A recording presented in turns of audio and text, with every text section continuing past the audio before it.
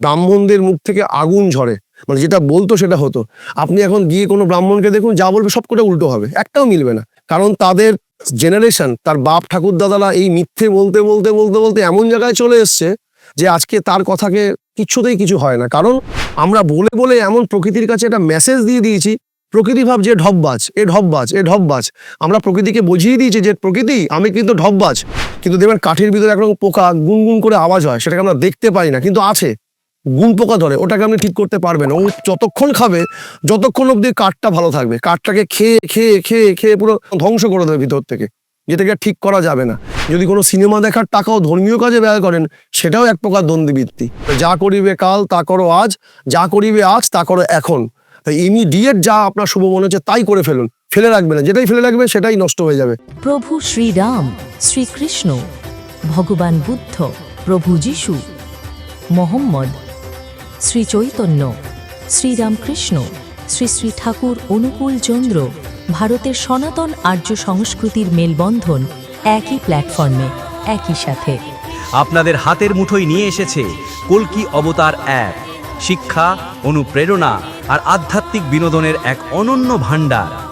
এখন 3টি ভাষায় উপলব্ধ, বাংলা, হিন্দি ও ইংরেজিতে। আজই ডাউনলোড করুন গুগল প্লে স্টোর থেকে সম্পূর্ণ বিনামূল্যে। লিংক পাবেন ভিডিওর ডেসক্রিপশন ও পিন কমেন্টে।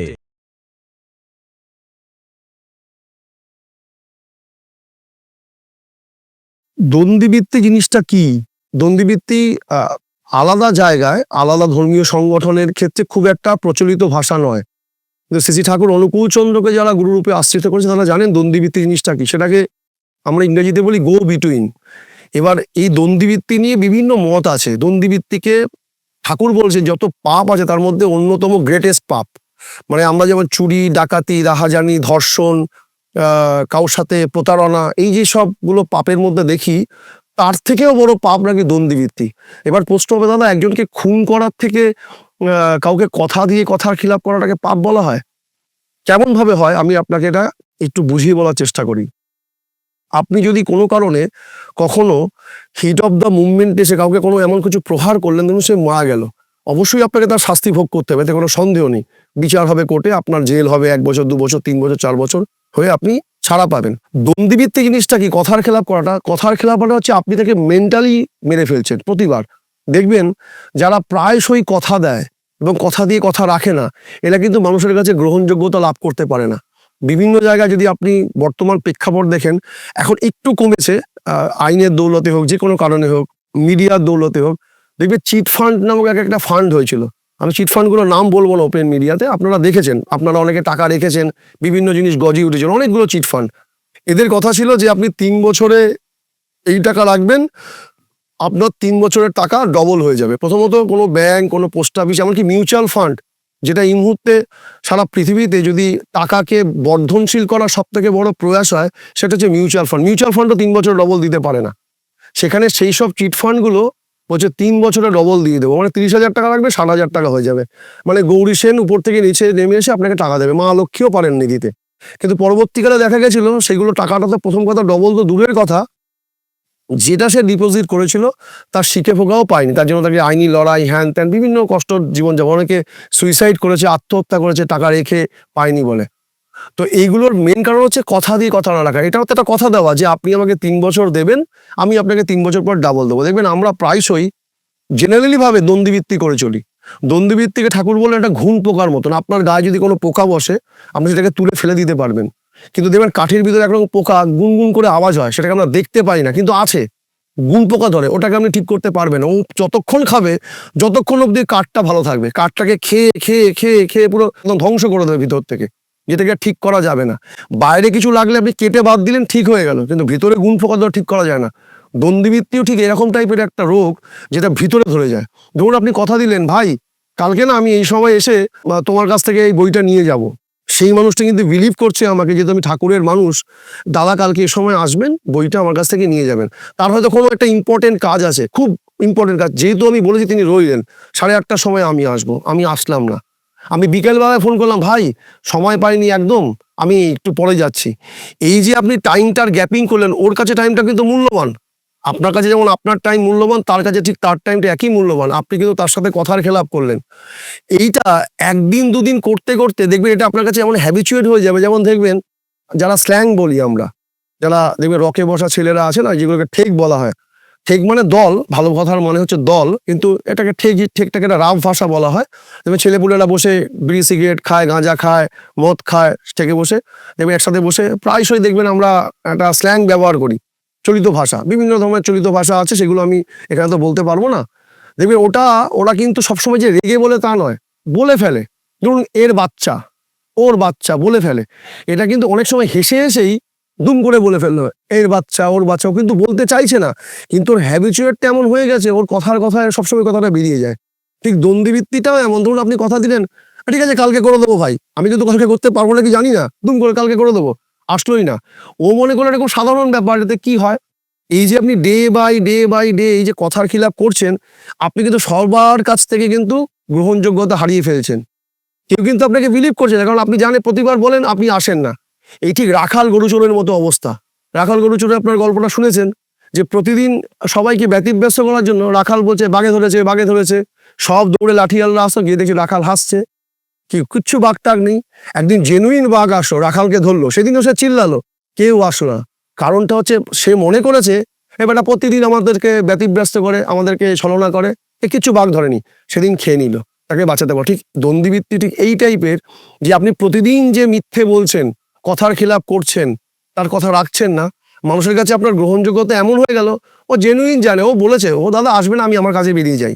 কিন্তু যেদিন সত্যিকারের দরকার হবে, আপনার ওটা দরকার, আপনি সেদিন পাবেন না। এই জন্য প্রতিদিন দ্বন্দ্বিবৃত্তি প্রত্যেকের, আমার নিজেরও হয়েছে জীবনে, আমরা এখন রেকটিফাই করছি। কারণ দ্বন্দ্বিবৃত্তি ডেঞ্জারাস টাইপের একটা রোগ, যে রোগটাকে কিউরেবল করতে গেলে আপনাকে শক্ত হাতে কিউরেবল করতে হবে। এমনকি দ্বন্দ্বিবৃত্তি শুধু কথা দেওয়া নয়, দ্বন্দ্বিবৃত্তি ভাবনার মধ্যে হতে পারে। কেমন ভাবনার মধ্যে হতে পারে দ্বন্দ্বিবৃত্তি? আপনি ধরুন কোনো একটা অর্থ জমিয়েছেন, এই অর্থটা দিয়ে আপনি ধরুন একজনকে একটা বা কোনো একটা জিনিস, ভালো জিনিস কিনতে যাবেন। আরেকদিন একজন থেকে একটা ভিক্ষুক এসছে, আপনার কাছে দেওয়ার মতো কিছুই নেই। আপনি মনে করলেন এই জিনিসটা কেনার থেকে ওই ভিক্ষুককে এই টাকাটা দিয়ে দিলে আমার বেশি ভালো হবে বা পূর্ণ হবে। কিন্তু এটাও এক প্রকার দ্বন্দ্বিবৃত্তি। আপনি কোনো কিছুর জন্য সংকল্প করে থাকেন, এই যে সংকল্পের অর্থ সঞ্চয় করেছিলেন, সেটাও আপনি অন্যের কাছে দিতে পারেন না, কারণ আপনি এটা সংকল্প করে ফেলেছেন যে আমি এটা এই কাজে ব্যয় করব। যখনই আপনি করবেন, তখনই আপনার সাবকনসিয়াস মাইন্ডে ওটা কিন্তু গেঁথে যাবে যে আমি এটা না হলে ওটা করতে পারি, প্ল্যান এ না হলে প্ল্যান বি। এই যে আপনার শৈথিল্য ভাব এসে গেল ব্রেনের মধ্যে, এই আপনাকে দিয়ে বারবার ওই কাজগুলোই করিয়ে নেবে অটোমেটিক্যালি। যেভাবে বললাম ভাষার ব্যবহার, এটাও অটোমেটিক্যালি আপনাকে করবে। আপনি এটার জন্য করলেন, ধরুন বাড়ি করবেন, দীর্ঘদিন ধরে ধরে ধরে ধরে জমালেন, কোনো একটা কারণে, অজ্ঞাত কারণে আপনার একটা টাকার দরকার হয়ে গেল।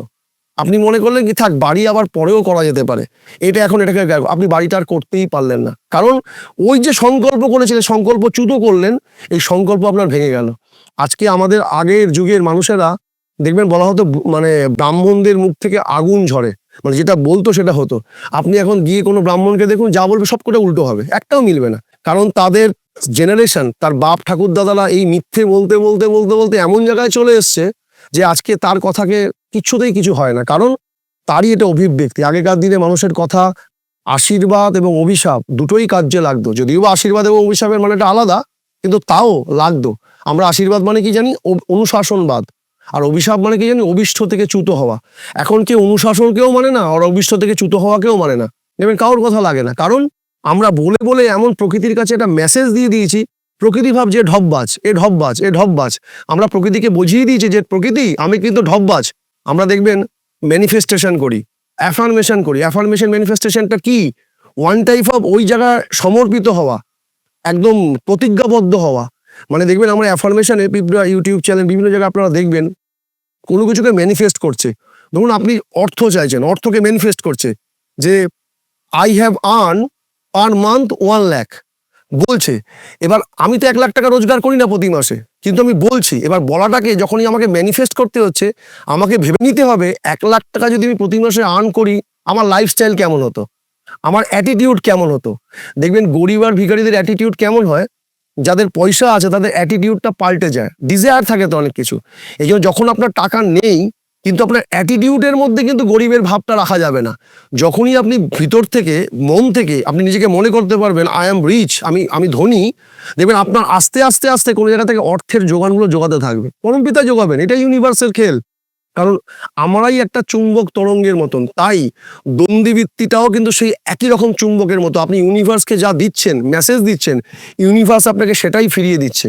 কারণ পৃথিবীতে কিচ্ছু যায় না, সব আপনার কাছেই আসবে রিটার্ন। আপনি যে বলছেন সেটাই রিটার্ন আসবে। ধরুন আপনি কাউকে গিয়ে বললেন এর বাচ্চা, নিশ্চয়ই ও আপনাকে ভগবানের বাচ্চা বলে সম্বোধন করবে না, ও আপনাকে তার বাচ্চাই বলবে।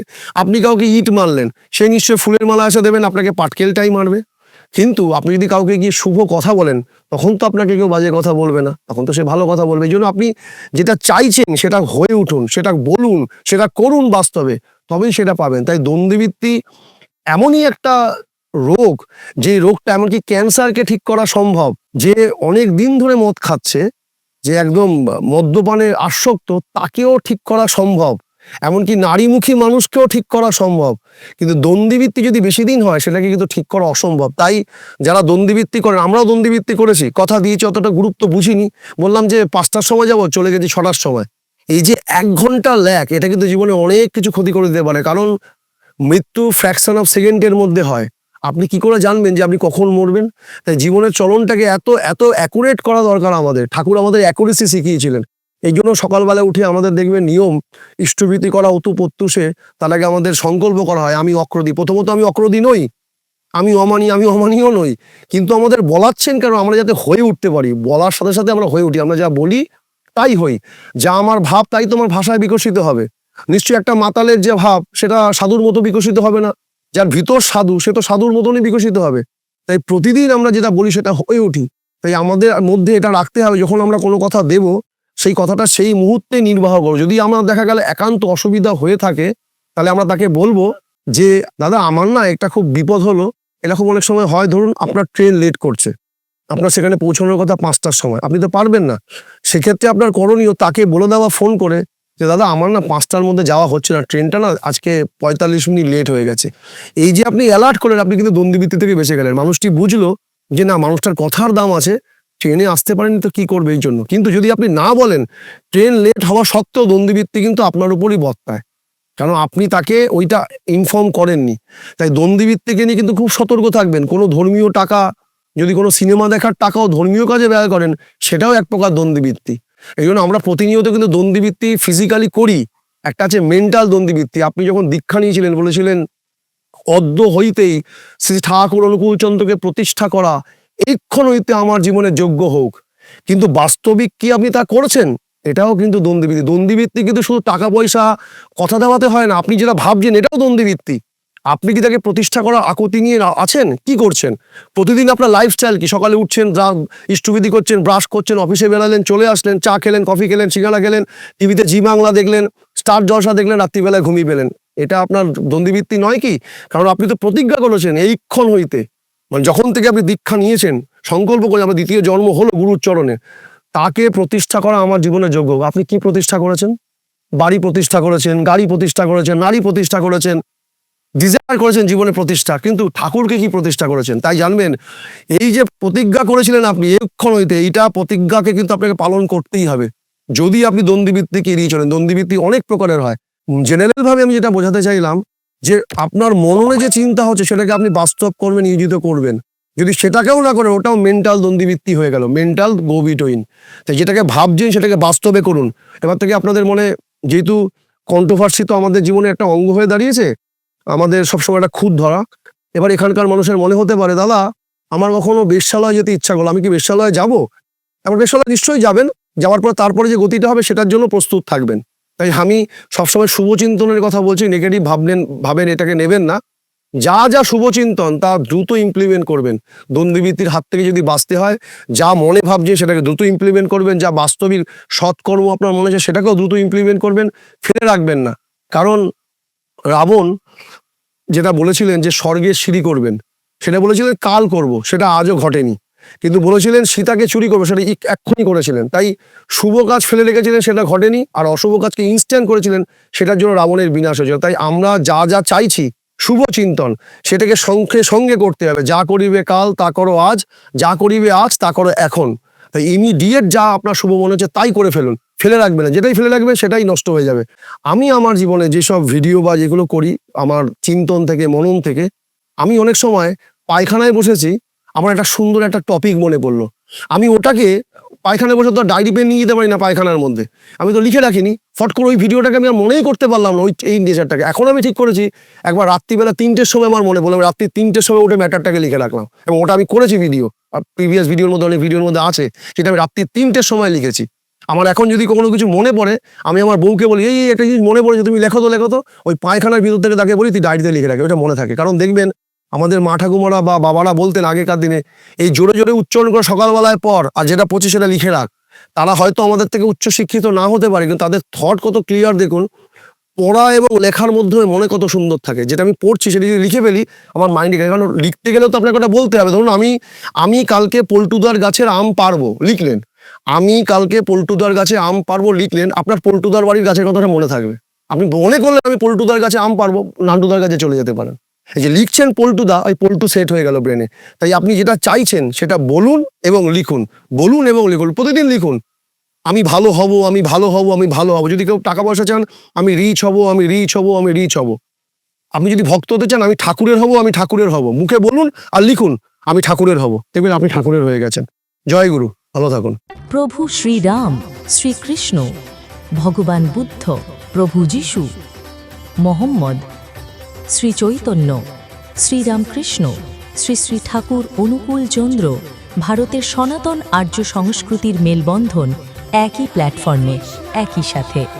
আপনাদের হাতের মুঠোয় নিয়ে এসেছে কল্কি অবতার অ্যাপ, শিক্ষা, অনুপ্রেরণা আর আধ্যাত্মিক বিনোদনের এক অনন্য ভাণ্ডার। এখন 3টি ভাষায় উপলব্ধ, বাংলা, হিন্দি ও ইংরেজিতে। আজই ডাউনলোড করুন গুগল প্লে স্টোর থেকে সম্পূর্ণ বিনামূল্যে। লিংক পাবেন ভিডিওর ডেসক্রিপশন ও পিন কমেন্টে।